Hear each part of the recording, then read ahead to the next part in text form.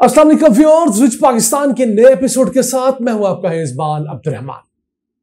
पाकिस्तान के लिए एक बड़ी खबर आई है यूरोपीय यूनियन से, जहां की पार्लियामेंट ने पाकिस्तान को दिया गया टैक्स फ्री स्टेटस अगले 4 साल तक तौसीह देने की मंजूरी दी है। ये स्टेटस है जीएसपी प्लस, जिसके तहत पाकिस्तान की major products tax free export होती रहेंगी यूरोपीय यूनियन को। इस वक्त पाकिस्तान जो चीजें एक्सपोर्ट करता है यूरोपीय यूनियन को, वो तकरीबन है $9.5 अरब की, और हम इंपोर्ट करते हैं $4.5 अरब की। तो हम अपनी इंपोर्ट से डबल एक्सपोर्ट करते हैं। अगर पाकिस्तान के पास से जीएसपी स्टेटस ना हो तो हमारी एक्सपोर्ट्स में $3 अरब कमी वाक़या हो जाए। हमारी कुल एक्सपोर्ट्स में 28% एक्सपोर्ट्स यूरोपीय यूनियन को जाती हैं, और जो यूरोपीय यूनियन को हम एक्सपोर्ट करते हैं उनमें से 78% अशिया ऐसी हैं जिन पर किसी किस्म की हमें ड्यूटी नहीं देनी पड़ती। अब हमें ये जो जीएसपी प्लस स्टेटस के अंदर एक्सटेंशन मिलने जा रही है, इससे जहां हमें हर साल $3 अरब की एक्सपोर्ट्स बढ़ती हुई मिलेंगी, यानी कि जो हम अभी कर रहे हैं ये हम इसी तरह करते रहेंगे, जबकि मजीद $5 अरब की एक्सपोर्ट्स हम बढ़ा सकते हैं। क्योंकि अभी तो हमने जीएसपी प्लस से वो फायदा लिया ही नहीं जो बांग्लादेश ले चुका है। हमारी एक्सपोर्ट सिर्फ $9.5 बिलियन की है, जबकि बांग्लादेश अपनी एक्सपोर्ट्स यूरोपीय यूनियन को बढ़ाकर $25 बिलियन तक ले जा चुका है, यानी हमसे 2.5 गुना ज्यादा एक्सपोर्ट्स हैं उसकी। हमारे पास भी पोटेंशियल है।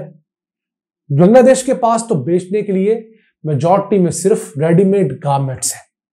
हमारे पास तो गारमेंट्स के अलावा लेदर है, राइस है, केमिकल्स है, टेक्निकल का बहुत सारा सामान है, स्पोर्ट्स गुड्स है, सर्जिकल आइटम्स है। हमारे पास तो बहुत बड़ी लिमिट है, लेकिन हमारा मसला मार्केटिंग की कमी है। हुकूमत की उस तरह की तवज्जो ही नहीं है।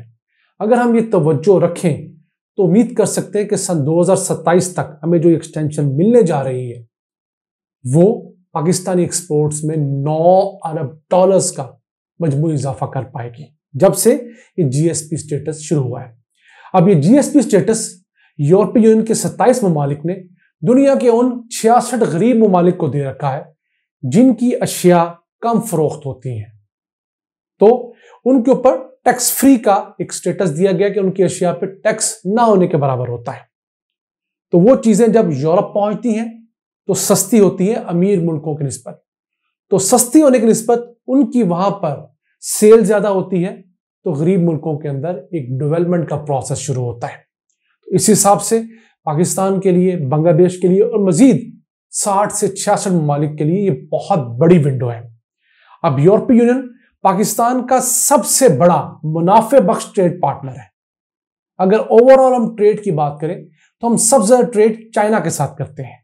सालाना कुछ $23 अरब की ट्रेड होती है पाकिस्तान और चाइना की, लेकिन उस ट्रेड में पाकिस्तान को बहुत बड़ा नुकसान होता है। हम बमुश्किल 3 से $3.5 अरब की अशिया चाइना को एक्सपोर्ट कर पाते हैं और उनसे $20 अरब की अशिया इंपोर्ट करते हैं।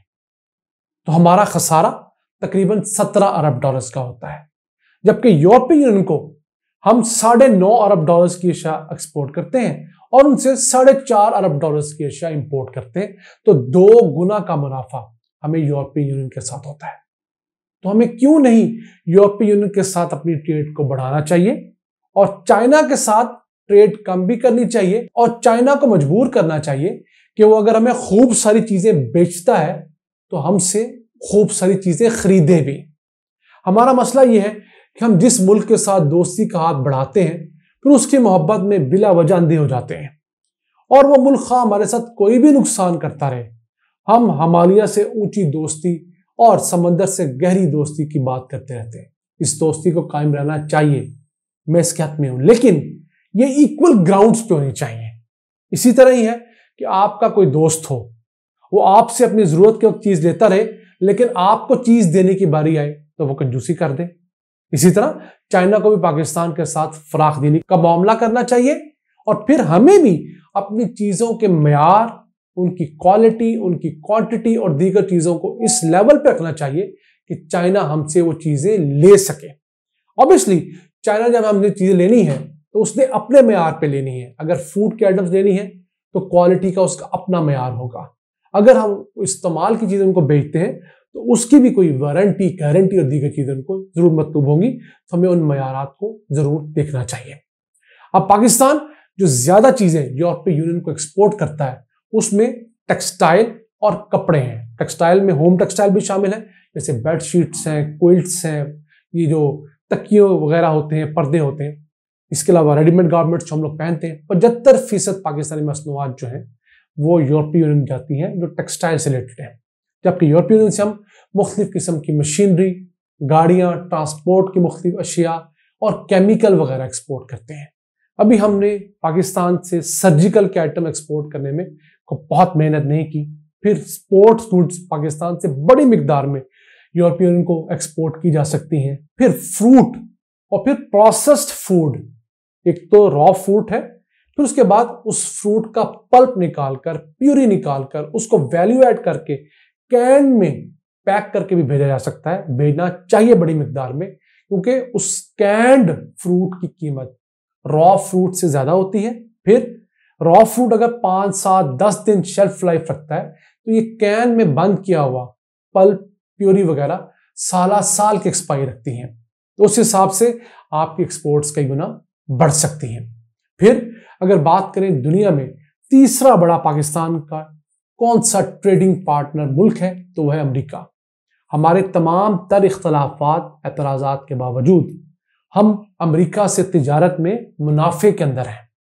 हम अमेरिका को हर साल 6 अरब डॉलर से जायद की अशिया बेचते हैं और उससे हम जो चीजें इंपोर्ट करते हैं वो 3.5-4 अरब डॉलर्स की हैं। यानी 2 से 2.5 अरब डॉलर्स हम हर साल मुनाफे में रहते हैं अमेरिका के साथ ट्रेड करके। यूरोपीय यूनियन से मुनाफे में है, अमेरिका से मुनाफे में है, हम इवन बर्तानिया से भी मुनाफे में, जो अब यूरोपीय यूनियन का हिस्सा नहीं रहा। हम सबसे ज्यादा खसारे किसमें हैं? हम खसारे में है चाइना के साथ, यूएई के साथ, सऊदीया के साथ। तो हमारी हुकूमतों को बैठकर ऐसी पॉलिसीज डिवाइस करनी चाहिए जिसके तहत जिन मुल्कों के साथ हम खसारे में हैं उन मुल्कों को अपनी एक्सपोर्ट्स बढ़ाएं, टारगेट करें, बिजनेस हाउस के साथ बैठें, उनसे मशवरा करें कि कौन कौन सी आइटम जैसी हैं कि ये हमारे बड़े एक्सपोर्ट करने वाले मुल्क हमसे खरीद सकते हैं और जो हम कसरत से पैदा करते हैं, और वो चीजें हम उनको बेचें, ताकि मुल्कों के दरमियान जो ये ट्रेड डेफिसिट है, इतना बड़ा एक खसारा है, वो मुल्की खसारे में कन्वर्ट ना हो। और फिर पाकिस्तान के पास ये जो गोल्डन अपॉर्चुनिटी आई है यूरोपीय यूनियन के स्टेटस में 4 साल की एडिशन के बाद, तो हम इसके अंदर 5 अरब डॉलर्स की एक्सपोर्ट्स यूरोपीय यूनियन को मजीद कर सकते हैं। याद रहे, हमने पिछले तकरीबन 10 सालों के अंदर 3 अरब डॉलर से 4 अरब डॉलर की एक्सपोर्ट्स बढ़ाई है यूरोपीय यूनियन को। अब हम कोशिश करें, नियत करें तो इसके अंदर मजीद 5 अरब डॉलर का इजाफा मुमकिन है। कोई रॉकेट साइंस नहीं है, नियतें चाहिए। हमारे बिजनेस अताची जो डिप्यूटेड है 27 मुल्कों के अंदर यूरोपीय यूनियन के, वो क्या कर रहे हैं? हमारे एम्बेसडर्स को टारगेट देने चाहिए कि जनाब आप इस मुल्क में तैनात होने जा रहे हैं, इस वक्त इस मुल्क में पाकिस्तानी एक्सपोर्ट 1 अरब डॉलर है, बताएं अगले 2 सालों में इसको 1.5 अरब डॉलर ले जा सकते हैं? अगर ले जा सकते हैं तो ये जो बहुत बड़ा बेंचमार्क है इसको कबूल कीजिए, चैलेंज को कबूल कीजिए। 2 साल आपके पास है, हम आपको सपोर्ट देंगे, और अगर 2 साल बाद आप ना कर सके तो फिर हम आपको डिग्रेड भी करेंगे, आपकी प्रमोशन भी रोकेंगे। यकीन कीजिए, दीगर तमाम सरकारी महकमों की तरह हमारे सफीर अगर KPIs के ऊपर, की परफॉर्मेंस इंडिकेटर्स के ऊपर जांचे जाने लगे, तो यकीन कीजिए इनकी परफॉर्मेंस बेहतर होगी और यही पाकिस्तानी एक्सपोर्ट्स जो साल से 25-30 अरब डॉलर्स के अंदर रह रही हैं, ये चंद सालों में 50 अरब डॉलर्स का बेंचमार्क अबूर करेंगी और पाकिस्तान के बहुत सारे खसारे कंट्रोल हो सकेंगे। नाज़रीन, ये था आज का एपिसोड। अपने मेजबान अब्दुल रहमान को इजाजत दीजिए। अल्लाह ने के बाद।